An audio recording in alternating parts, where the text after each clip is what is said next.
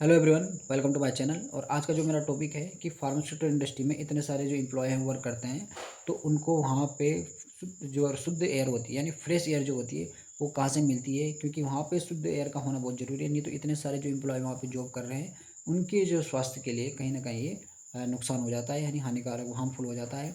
तो इसके लिए जो फार्मास्यूटिकल इंडस्ट्री में जॉब करते हैं उनको एक चीज़ बता देता हूँ कि जब भी आपने देखा होगा कि जहाँ पे एचओ लगे रहते हैं, एचओ में दो चीज़ें रहती है। एक देखना आप कहीं पे एस लिखा रहता है और एक लिखा रहता है आर।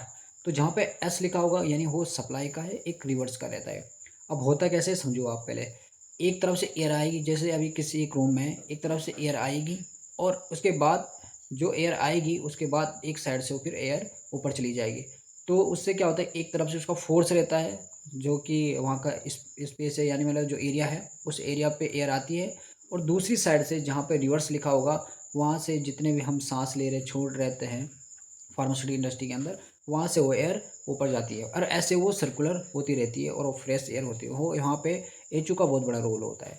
एचयू का मतलब होता है एयर कंडीशन हैंडलिंग यूनिट, जो कि क्या करता है, वहाँ बाहर की जो एक शुद्ध हवा होती है उसको अंदर रहता है और जो एयर होती है जैसे मतलब बेकार एयर बोल कहेंगे, वो उस एयर को बाहर फेंकता है। ये कम जो रोल होता है वो पूरा का पूरा मेंटेनेंस डिपार्टमेंट का होता है, क्योंकि मेंटेनेंस डिपार्टमेंट ही एचयू को हैंडल करते हैं।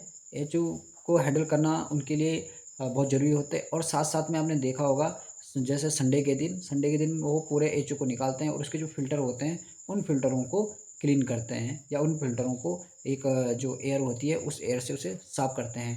वो इसलिए करना ज़रूरी होता है, ख़ासकर जो प्रोडक्शन डिपार्टमेंट में होता है। प्रोडक्शन में सबसे ज़्यादा ज़रूरत पड़ती है इन चीज़ों की, क्योंकि वहाँ पे इतना सारा जो केमिकल निकलता है या इतने सारे प्रोडक्ट जो बनते हैं। उसके बाद क्या होता है कि जैसे वो ये समझ लो कि उड़ के अगर वो ऊपर चले जाएंगे किस पे, उस एचओ पे लग जाएंगे, जिससे कि उसके जो फ़िल्टर होते हैं वो फ़िल्टर प्रॉपर उसे रिवर्स नहीं कर पाएगा, यानी खींच नहीं पाएगा, जिससे कि वहाँ की एयर वहीं रह जाएगी और जिसमें क्या होगा, प्रोडक्शन में कंटामिनेशन के चांस हो जाते हैं।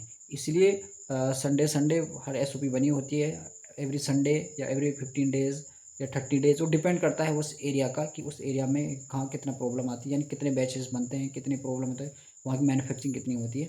इसलिए संडे संडे वहाँ पे पूरे एचओ को निकाला जाएगा। उनको ये जो मेंटेनेंस डिपार्टमेंट वाले होते हैं ये वो काम करते हैं। संडे के दिन निकालेंगे उन एचओ को, उनको एयर लगाएंगे जिससे कि उसको क्लीन करके दोबारा लगा देंगे, जिससे क्या होगी, प्रोडक्ट बनेगा तो वो प्रॉपर उसे रिवर्स कर देगा। तो आप ये ज़रूर देखना कि जब एचओ देखते हो आप, जब आप फोर्स सीलिंग रहती है जहाँ पे, वहाँ पे एचओ के जो लगे रहते हैं, जहाँ पे एचओ लगे रहते हैं वहाँ पे एक एचओ में अगर आप एक प्रॉपर अच्छी कंपनी में जॉब करें, मतलब जहाँ पे प्रॉपर डॉक्यूमेंट्स ले लेवलिंग के लिए सभी चीज़ ध्यान दी जाती है, वहाँ पे आप देखना कि वहाँ ऊपर देखना, वहाँ पे एक तरफ सप्लाई लिखा होगा, एक पे एस लिखा रहता है और एक पे लिखा रहता है आर। उन दोनों का मतलब यही होता है, एक पे मतलब सप्लाई हो रही एयर और दूसरी जो एयर होती है वो क्या हो जाती है, वो रिवर्स कर देते हैं। तो ये फार्मास्यूटिकल इंडस्ट्री का एक प्रोसीजर था जिसमें हमें ये पता चलता है कि जो वहाँ पे एक गुड एयर यानी फ्रेश एयर जो होती है, वो फ्रेश एयर वहाँ के एम्प्लॉय को कैसे मिलती है। Okay friend, thank you.